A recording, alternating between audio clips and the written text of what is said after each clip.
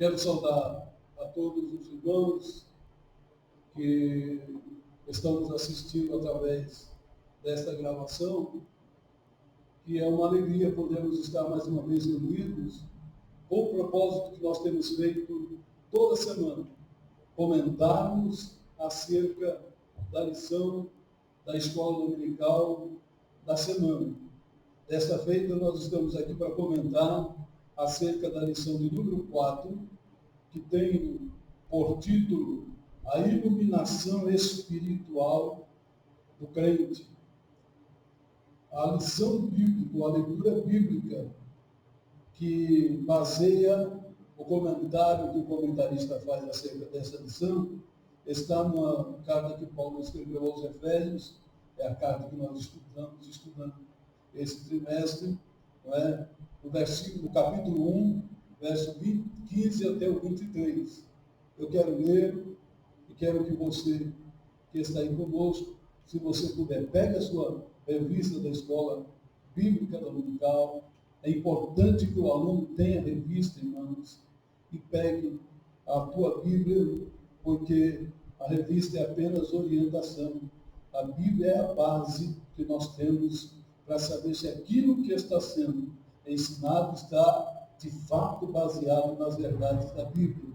Então, a leitura bíblica em classe, Efésios 1, do 15 a 23, diz assim: pelo que ouvindo eu também, a fé que entre vós há no Senhor Jesus e o vosso amor para com todos os santos, não cesso de dar graças a Deus por vós, lembrando-me de vós nas minhas orações, para que o Deus de nosso Senhor Jesus Cristo, o Pai da glória, vos dê em seu conhecimento o espírito de sabedoria e de revelação, tendo iluminados os olhos do vosso entendimento, para que saibais qual seja a esperança da sua vocação e quais as riquezas da glória da sua herança dos santos, e qual a sobre-excelente grandeza do seu poder sobre nós, os que cremos segundo a operação da força do seu poder, que manifestou em Cristo, ressuscitando-o dos mortos e pondo-o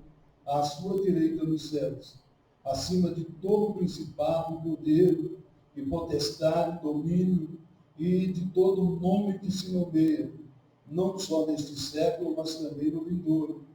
E sujeitou todas as coisas a seus pés, e sobre todas as coisas o constituiu como cabeça da igreja, que é o seu corpo, a plenitude daquele que cumpre tudo em todos. Então, esta é a leitura bíblica em classe. Volto a repetir que o título desta lição é, me preste atenção, a iluminação espiritual do crente.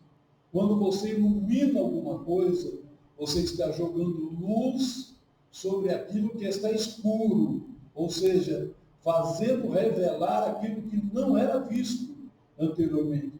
Então, quando o comentarista fala acerca da atitude de Paulo, nesse texto, ele vai estar aqui fazendo de todas as formas, através de oração, através da intercessão, através da adoração, pedindo a Deus que os cristãos de Éfeso, e a nós todos que essa carta chega, pudessem conhecer o que de fato existe por trás de toda a obra da salvação. Porque não é apenas ser salvo. Deus nos salvou com propósitos. Então, o que Paulo quer é que cada crente, cada cristão, entenda que Deus tem propósito na sua vida. Não é como alguns pensam que o Senhor nos salvou só para nós ficarmos lá de braço cruzado no céu para toda a eternidade. Não, há um propósito de Deus na nossa vida. E o propósito de Paulo, nesse texto que nós lemos, é interceder para que os crentes conseguissem entender. A introdução da nossa lição diz, ainda no primeiro capítulo, o apóstolo Paulo indica uma longa sentença assim dividida: ação de graças, oração intercessória ou intercessora e confissão de louvor e exaltação.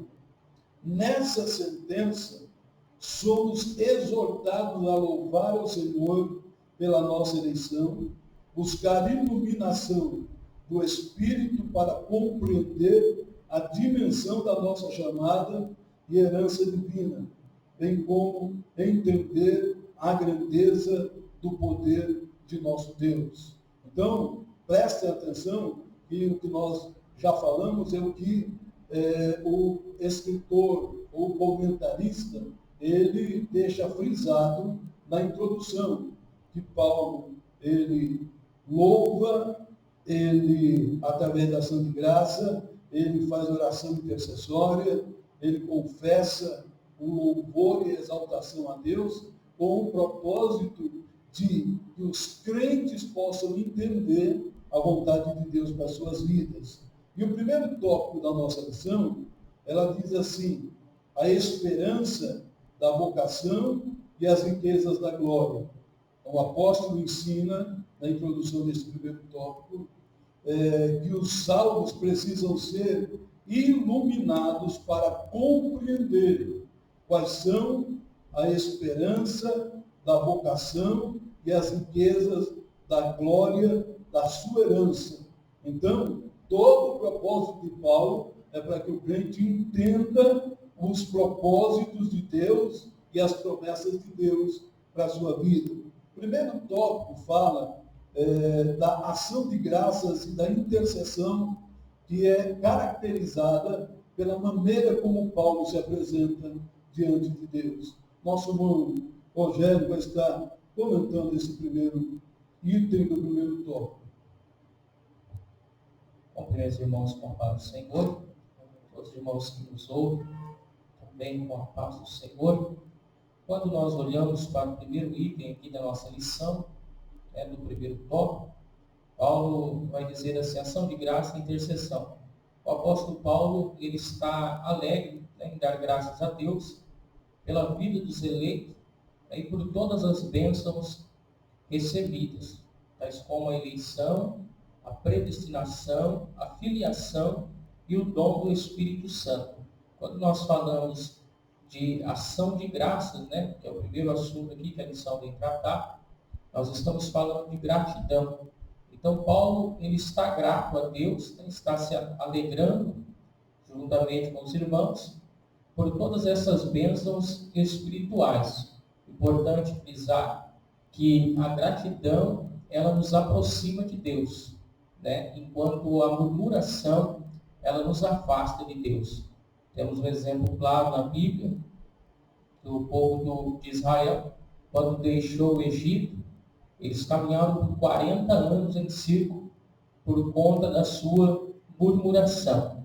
Mas Paulo aqui está grato a Deus, se alegrando juntamente com os irmãos, porque é isto que a Bíblia diz, nos ensina, em 1 Tessalonicenses, no capítulo 5, verso 18, que em tudo nós devemos dar graças a Deus, porque Romanos 8, 28 diz que todas as coisas cooperam para o bem daqueles que amam a Deus. Então, ação de graça é gratidão, A gente sempre costuma fazer muitos cultos de ação de graça por todas as bênçãos que Deus ele tem nos dado. E falar de intercessão, é do ato de rogar ou pedir algo em favor de outra pessoa. Paulo, embora esteja maravilhado com todas as bênçãos espirituais, que o povo havia recebido, mas Paulo tem a preocupação, e então ele começa a interceder em favor do povo, para que Deus, através do poder do Espírito Santo,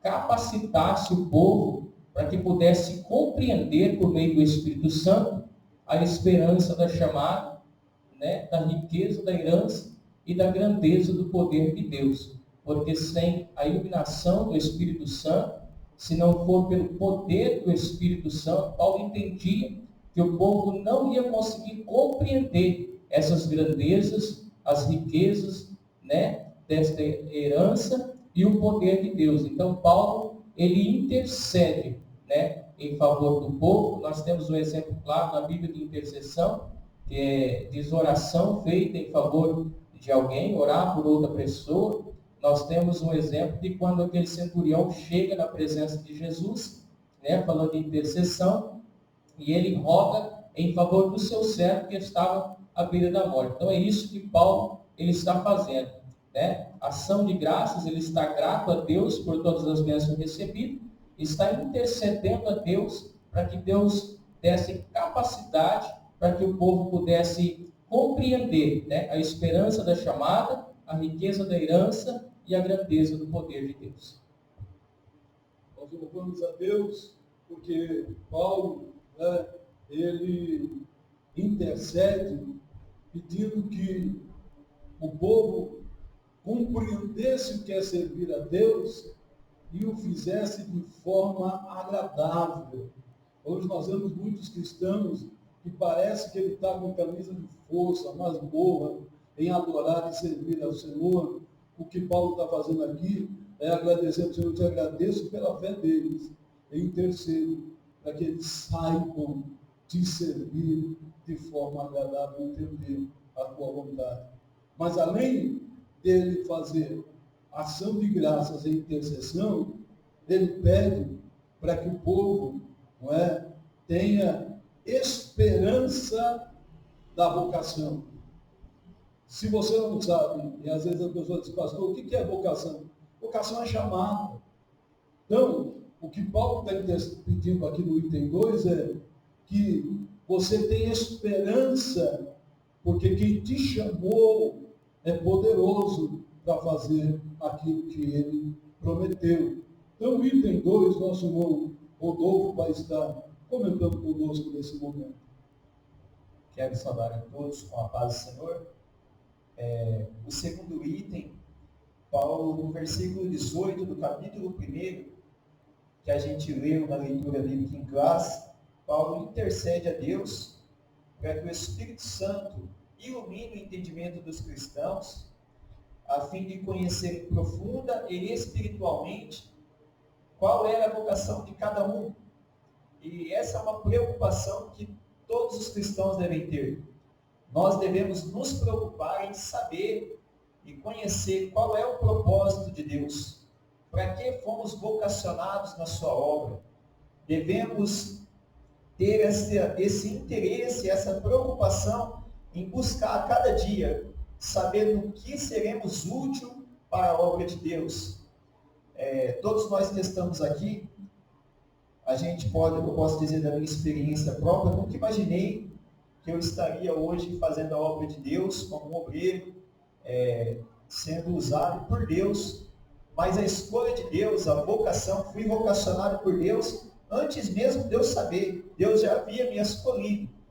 Então, eu sempre digo uma coisa, a pessoa que faz a obra de Deus, ela não pode fazer, como o nosso pastor acabou de comentar, com um peso, né? Ou como se fosse algo forçado. A obra de Deus, ela tem que ser feita com desejo de fazer, tem que gostar de fazer a obra de Deus.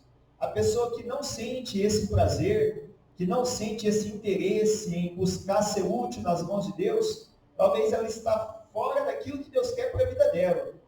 A partir do momento que a gente passa a fazer aquilo que Deus quer para a nossa vida, que a gente se sente bem em fazer aquilo, gosta do que está fazendo, é sinal de que Deus está trabalhando de acordo com a vontade dele na nossa vida, e as coisas passam a fluir na obra de Deus. Então, às vezes eu vejo gente indo na contramão daquilo que Deus quer, achando que aquilo que ela acha que é certo, aquilo que ela pensa ser o certo para a vida dela é a vocação dela, mas não é.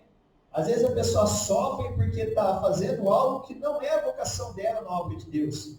Um exemplo muito claro é a pessoa que é desafinada para cantar e quer só cantar na igreja. Deus vai usá-la para cantar e Deus vai operar através do louvor, mas não é para isso que Deus a chamou.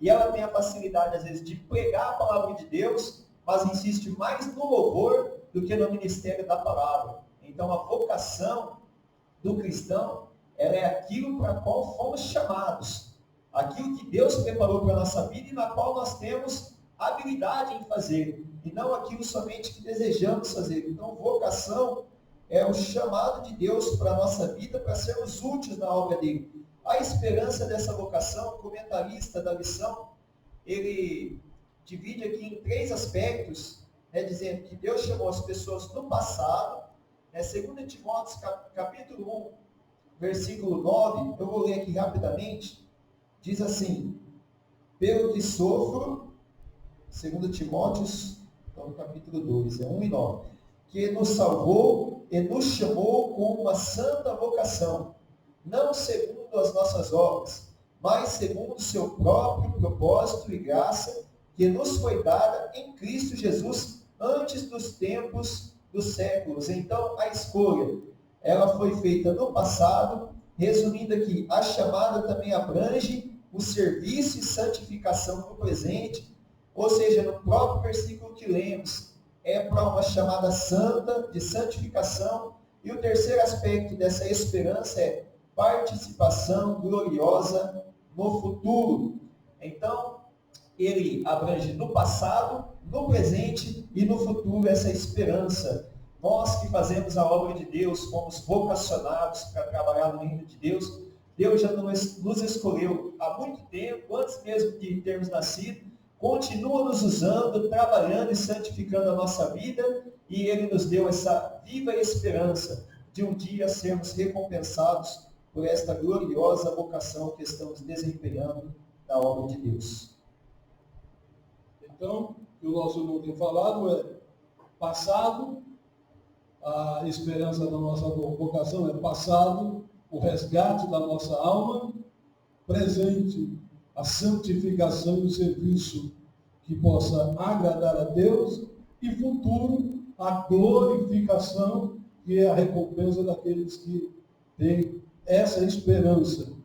Aí, o comentarista entra então no item 3 do tópico 1, que fala a respeito de as riquezas da glória da sua herança.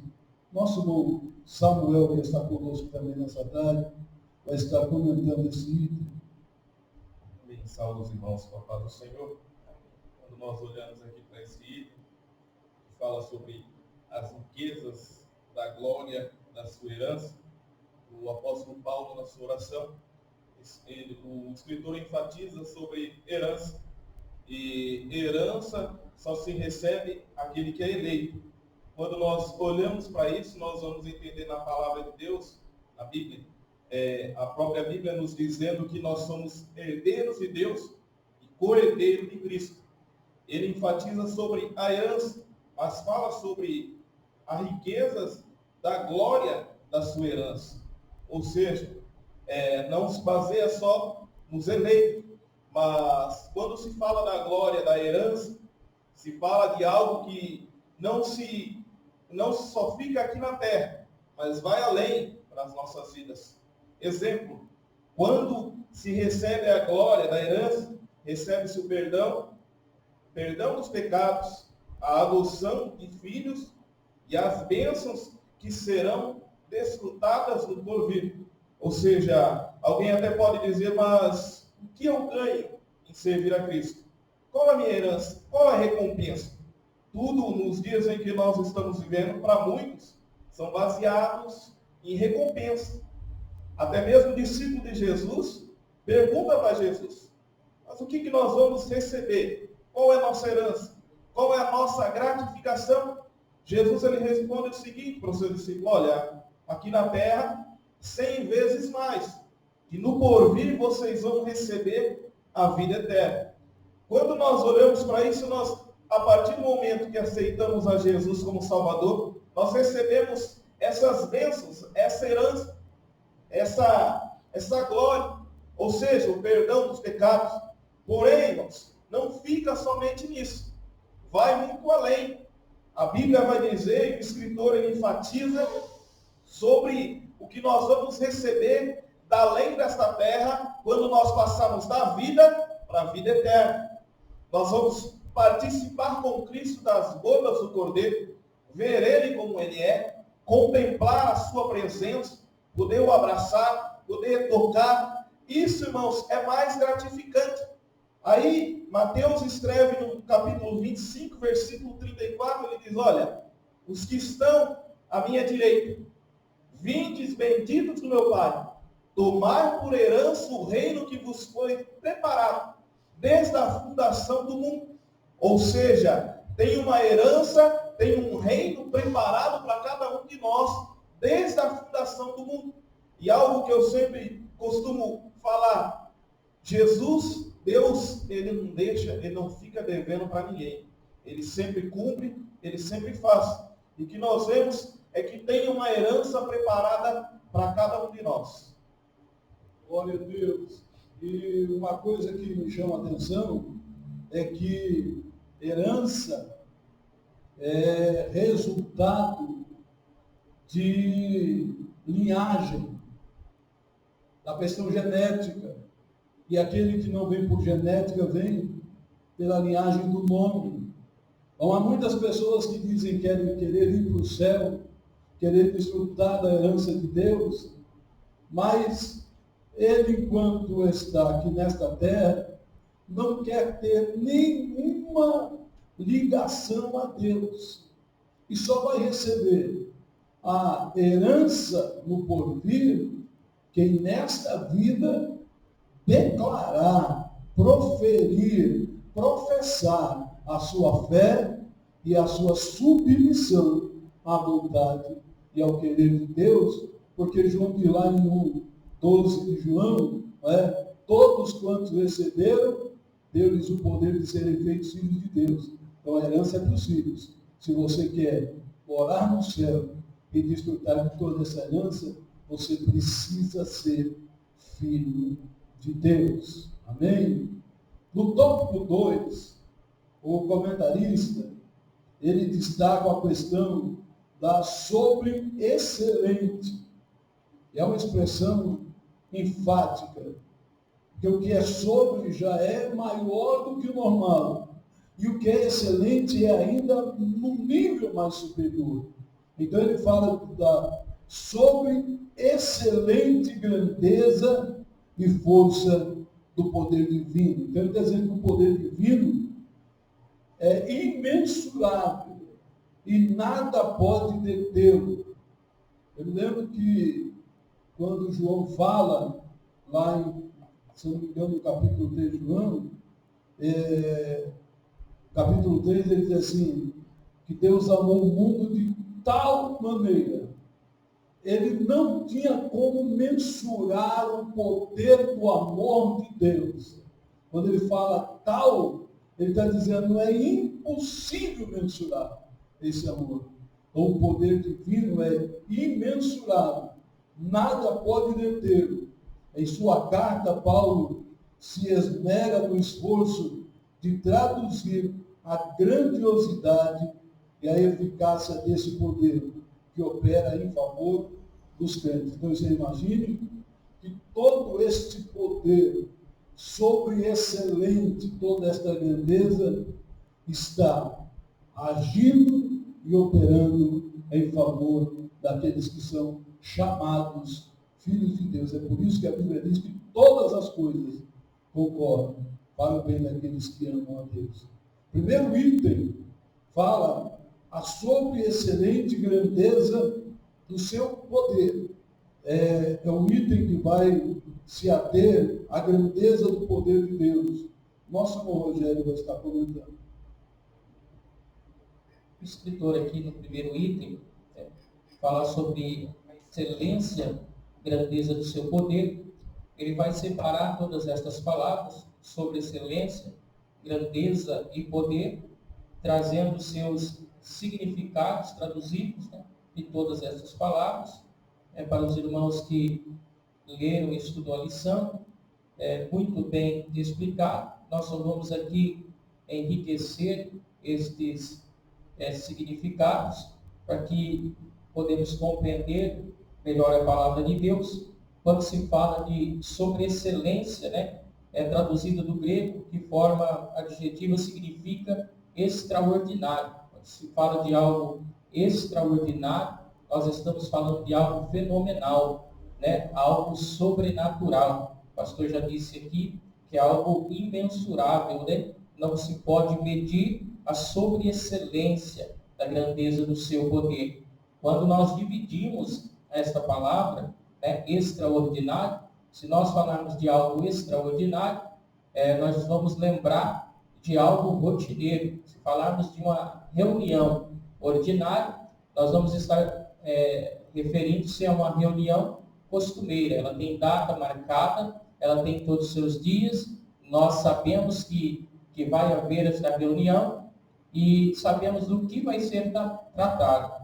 Mas quando fala da sobreexcelência, ele está dizendo de algo extraordinário, algo incomparável, algo fenomenal. Depois ele vai dizer acerca da grandeza, objetivo de enaltecer magnitude do poder de Deus, que a tudo sobrepuja. Ou seja, a grandeza de Deus, ela está acima de todas as coisas, ela não tem limite, ela ultrapassa os limites humanos, ela está acima de todas as coisas, ela vai além dos limites, ou a tudo ela sobrepuja. A grandeza de Deus está acima de tudo. Depois ele vai falar do poder, que indica feitos miraculosos que requerem força fora da medida. Então este poder, tudo isso não vem de nós. Efésios 2, do 8 ao 9, ele vai dizer que não vem de nós, não vem das obras,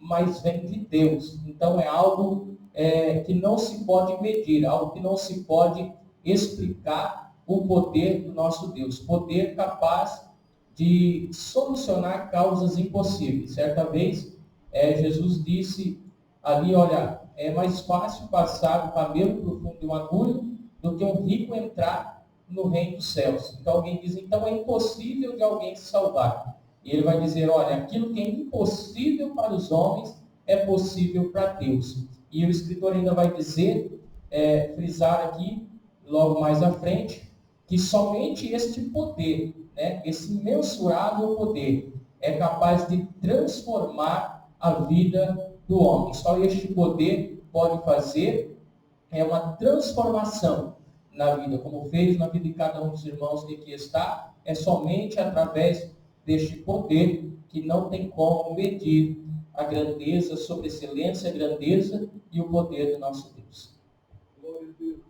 E esse poder, a palavra poder no original grego, vem da palavra dínamos, que vem, é uma das raízes da palavra dinamite, aquilo que tem poder de deslocar todo e qualquer outro poder para fazer a sua vontade.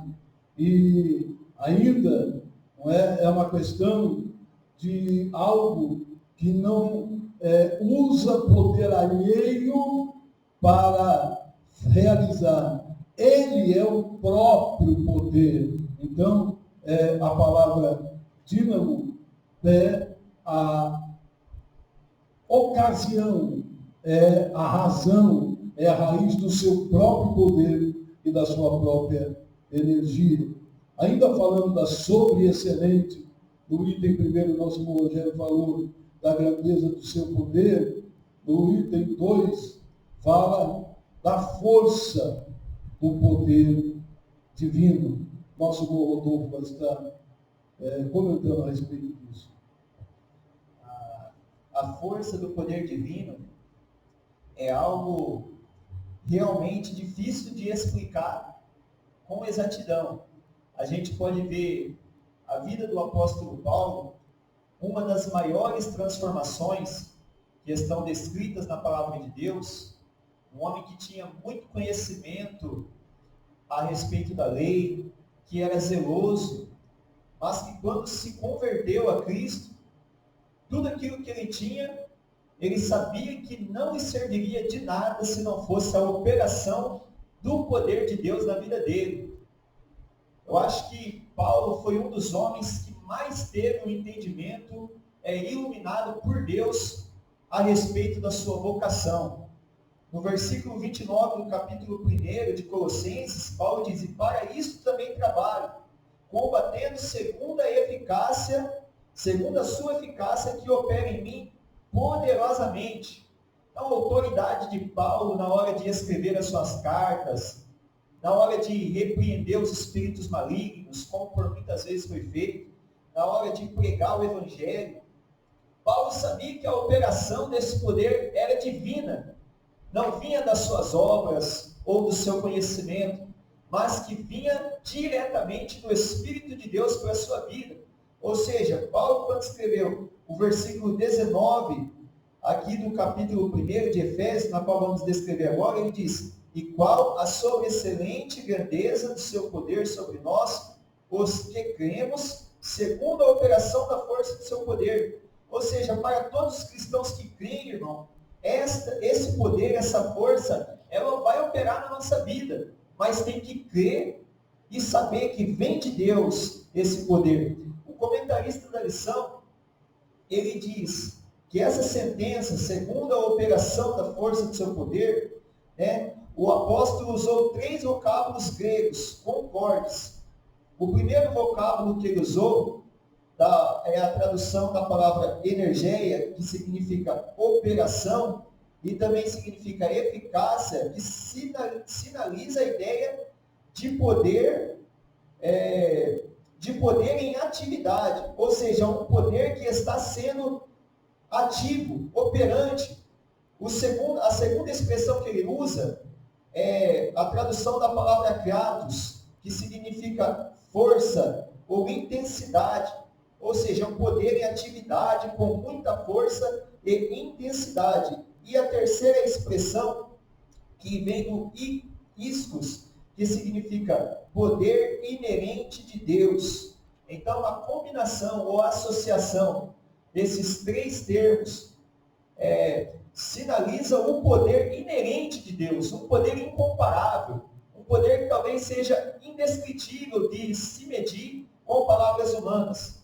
E Paulo, ele apresenta 3 exemplos irrefutáveis da força desse poder. A gente vai estar se aprofundando melhor nesse último tópico, que são a ressurreição de Cristo, a sua ascensão à direita de Deus e a sua elevação acima de todo o domínio.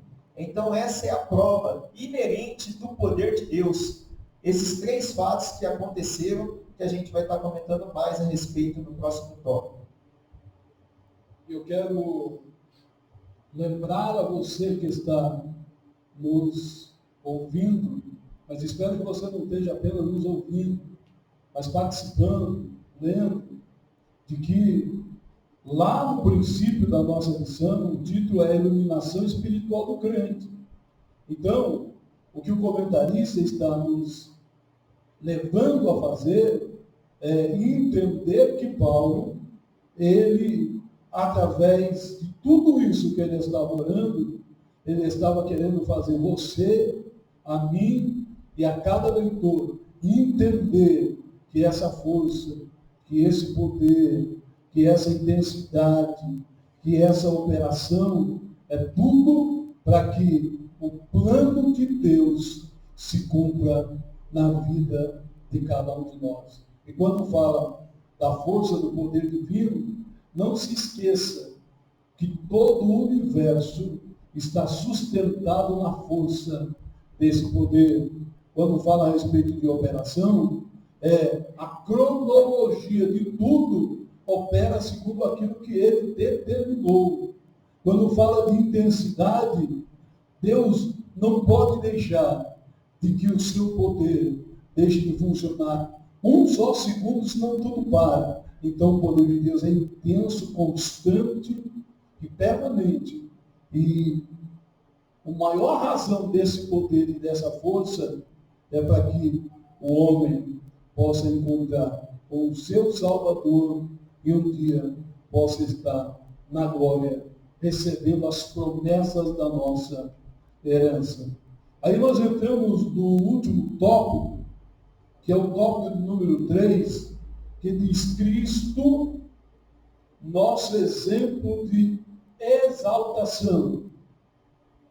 Nesse ponto, veremos 3 aspectos da exaltação de Cristo, que atestam a grandiosidade do poder de Deus, disponível também aos crentes. Então, presta atenção em algo. Quando nós falamos que Jesus deixou a sua glória, esvaziou-se do seu poder, e a Bíblia diz que se sujeitou a estar na posição de servo, ele desceu à mais baixa situação que ele poderia descer. Mas a Bíblia diz que ele foi exaltado e colocado à direita de Deus nos céus. Então, isso mostra que o projeto de Deus para a nossa vida é o que aconteceu na vida de nosso Senhor e Salvador Jesus Cristo. Ele tem um projeto para mim e para você. Por isso, nós precisamos olhar para Cristo. Por quê? O primeiro item diz, Cristo, as primícias dos que dormem. Nosso irmão Samuel vai estar comentando acerca desse item. Quando Paulo ele escreve acerca de Cristo sendo as primícias dos que dormem, Paulo ele estava querendo ensinar ao povo de Éfeso.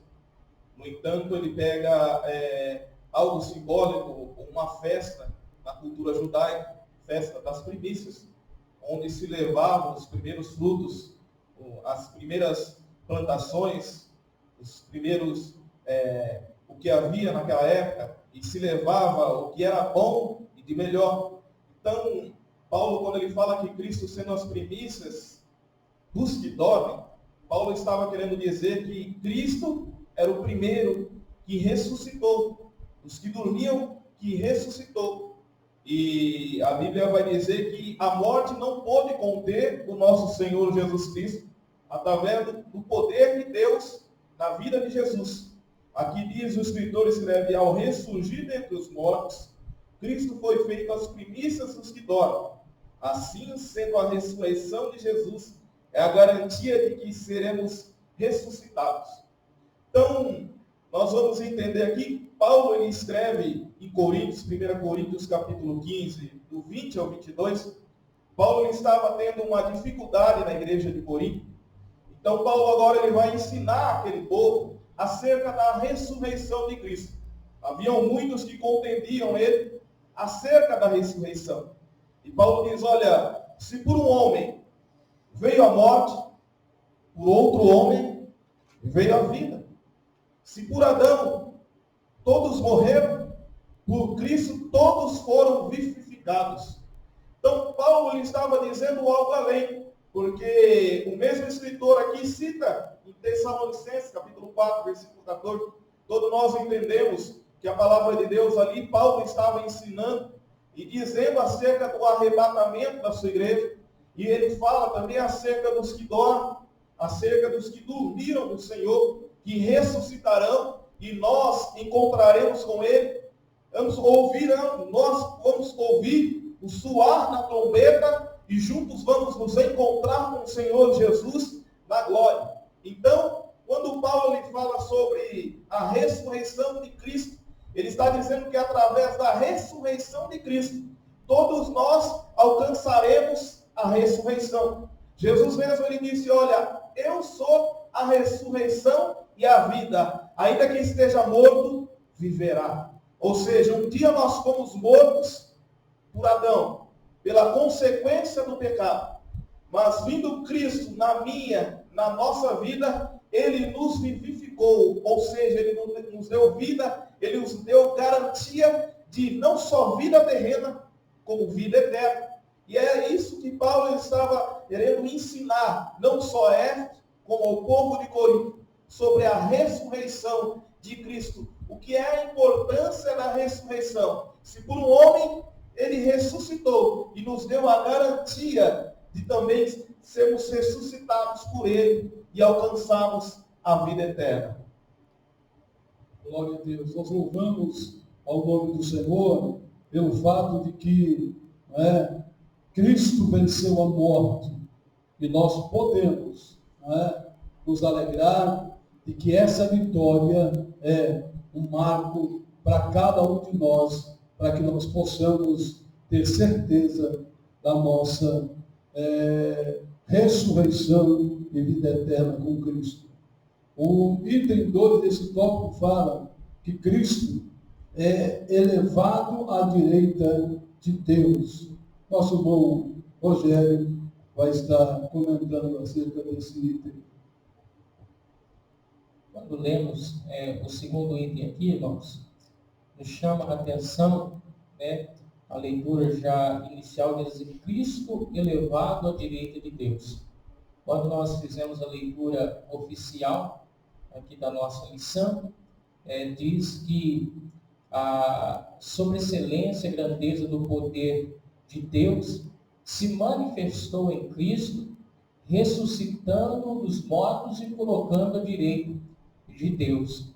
Então, quando a Bíblia fala, a lição diz aqui, Cristo elevado à direita de Deus, nós vemos um exemplo, né, muito glorioso para a igreja de Cristo Jesus, porque a Bíblia diz que, mesmo ele sendo Deus, ele não teve por usurpação de ser igual a Deus. Antes se humilhou até a morte e morte de cruz, né? Mas Deus, ao seu tempo, o exaltou e colocou à sua direita. Então, Cristo, irmãos, ele não se elevou ao céu, né? A leitura diz aqui, Cristo elevado. Ele foi elevado através do poder de Deus, como nós lemos na leitura oficial, que o poder de Deus se manifestou em Cristo, ressuscitando dos mortos e colocando, pondo à direita de Deus. Então, ele foi elevado ao céu. Cristo não se elevou, Cristo não se ressuscitou, ele foi ressuscitado, né? O irmão Samuel estava dizendo acerca da primícia dos que dormem, né? O apóstolo Paulo mesmo disse, se nós não cremos que ele ressuscitou dos mortos, então a nossa fé é vã, né? Mas se nós cremos que ele ressuscitou, também todos aqueles que dormem em Cristo Jesus há de ressuscitar e há de ser elevado ao céu, assim como Jesus foi. Mas algo que eu gostaria de frisar com os irmãos é que Cristo foi elevado ao céu. Ele não se elevou, né? Tiago diz, humilhar-vos debaixo da potente mão de Deus, porque ao seu tempo ele vos exaltará. Então, Cristo deixa um exemplo aqui de submissão, de humildade, né? Que mesmo sendo Deus, não teve por usurpação de ser igual a Deus, mas foi humilde o bastante a ponto de Deus cumprir com a sua palavra e elevá-lo ao céu e colocá-lo à direita de Deus. Isto só é capaz através do poder de Deus, e para que nós que cremos no arrebatamento, na ressurreição dos que dormem em Cristo, alcancemos também isso, é necessário nós seguirmos este exemplo que Cristo nos deixa, através aqui do comentário, né, desta lição. Nós vamos a fundo e estudar acerca da vida de Jesus, da sua humildade, da sua submissão, né, ao Pai, e esta é a única maneira de nós sermos também elevados ao céu, de nós ressuscitarmos com Ele, é nós estarmos debaixo da obediência da palavra de Deus, seguindo ao Senhor com fidelidade e sendo submisso à sua palavra, né? Esta palavra, nos dias em que nós estamos vivendo, não é muito fácil de dizer, submissão, porque falta a muitos de nós, né? Mas não existe outra maneira do poder de Deus ele se manifestar em nós, né? Se não for através da submissão e obediência à palavra de Deus. Quero que você, amado ouvinte, estudante da lição bíblica dominical, preste atenção que esse terceiro tópico fala a respeito do exemplo de Cristo, é nosso exemplo de exaltação. Para ele ser exaltado, primeiro ele foi, diz a Bíblia, colhido, a primícia, o primeiro dentre os mortos. E quando fala de colheita, fala de tirar da terra para apresentar diante de Deus. E nós vemos crentes que eles se dizem salvos, mas continuam plantados no mundo e fazendo as coisas do mundo. Não é possível. Se você quer ser exaltado e colocado na posição que Deus prometeu como herança, você precisa permitir que Deus te separe do mundo, primeiro, para que você seja apresentado diante de Deus. Aí o item 2 que o nosso irmão Rogério fala, Cristo elevado à direita de Deus.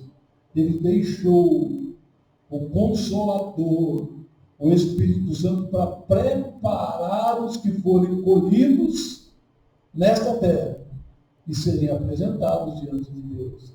Então, se você quer ser apresentado, você precisa, de todas as formas, permitir que o Espírito de Deus faça a obra na sua vida.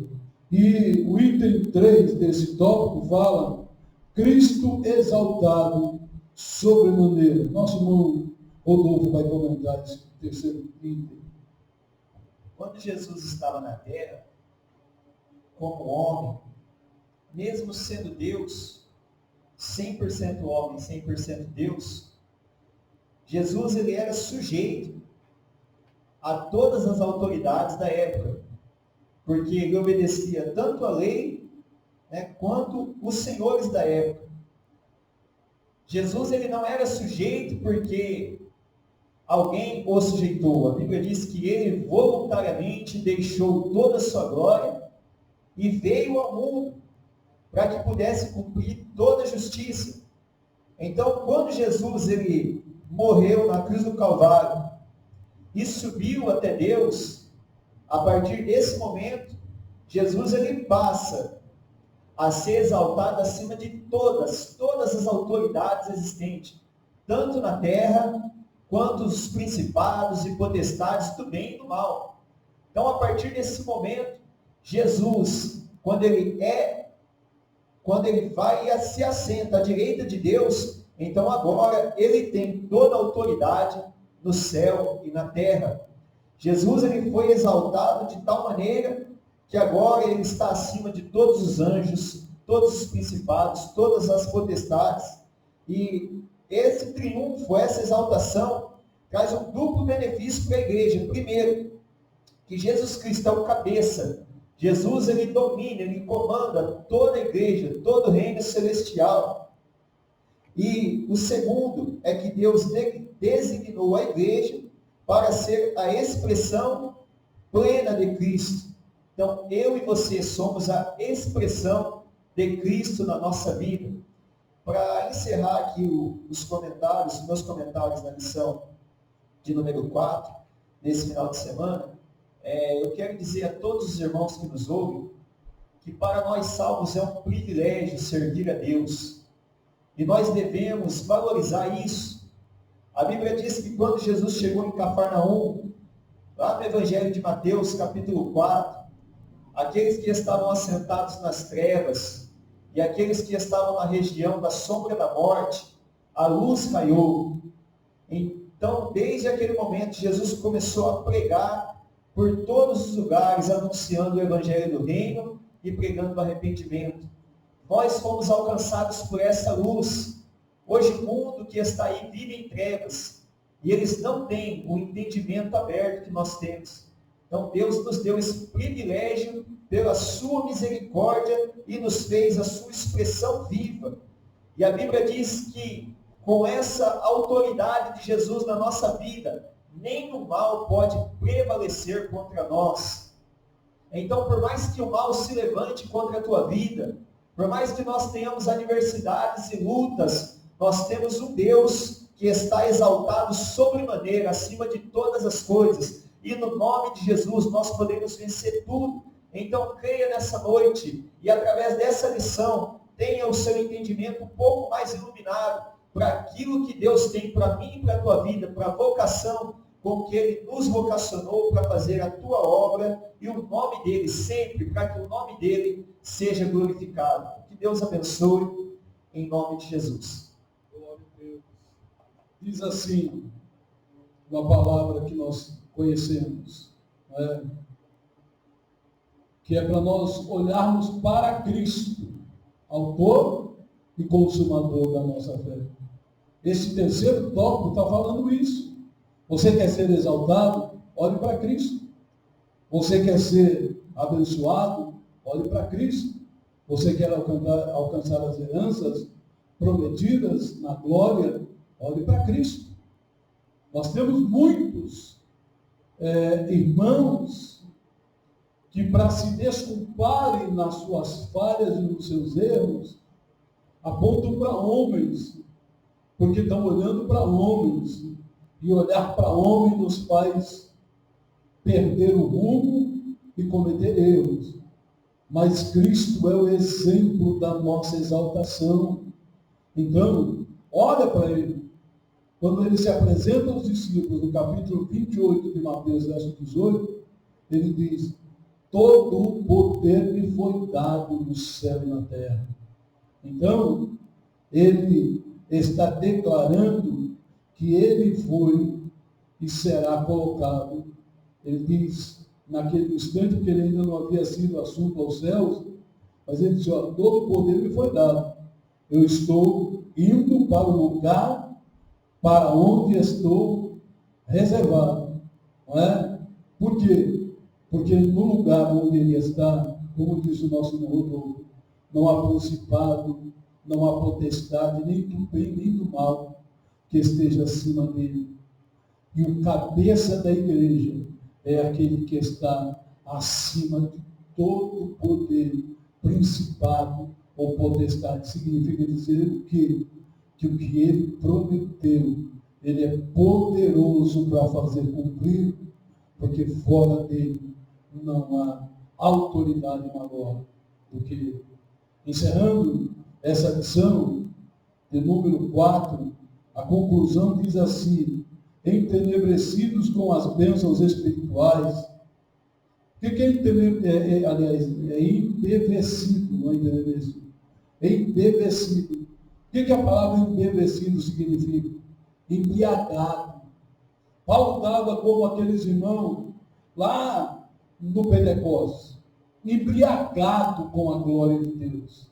Aí diz aqui, embevecido com as bênçãos espirituais, Paulo mantém adoração contínua ao eterno Deus.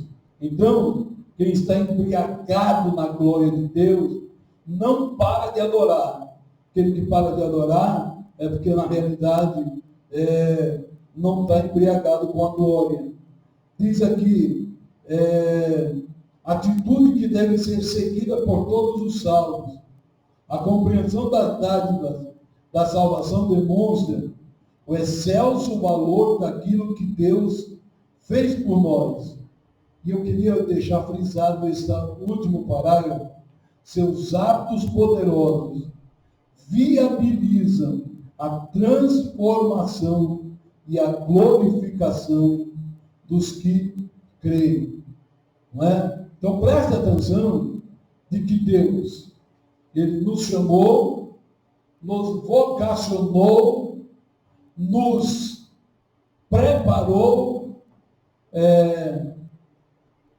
Há uma palavra que está na moda nos dias atuais, que é o empoderamento. Não é?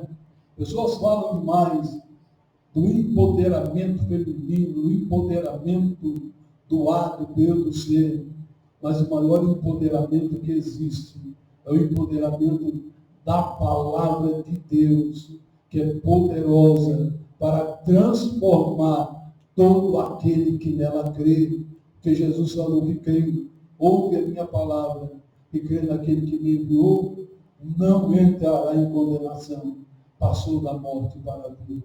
Então, a iluminação que Paulo está pedindo nessa lição de número 4 é para que a tua mente seja iluminada a tal ponto que você entenda que servir a Deus não é apenas seguir uma religião, não é apenas cumprir rituais. Seguir a Deus é ter certeza de que Ele vai cumprir todas as promessas que Ele fez a cada um de nós. Amém? Deus abençoe os irmãos. Nós louvamos a Deus por ter essa oportunidade de entrar dentro do teu lar, falar contigo mais uma vez. Nesta ocasião, nós vamos orar para estarmos encerrando. Soberano e eterno Deus, a Ti nós adoramos e glorificamos o Teu nome pela vida de cada irmão que esteve conosco nesta tarde, Pai. Tentando, Senhor, jogar um pouco de luz, ó Deus, no entendimento daquele que nos ouve, através da tua palavra e da operação do teu Espírito Santo nas nossas vidas. Edifica, fortalece, abre as portas da compreensão e da sabedoria, que a tua própria palavra diz, Senhor. E Paulo orando, ele pedia espírito de revelação. Dai-nos, Senhor, esse espírito de revelação, para que a cada dia possamos conhecer a tua vontade e o teu querido. Nós oramos e agradecemos por tudo, Pai, no nome de Jesus. Em nome de Jesus. Amém. Deus abençoe.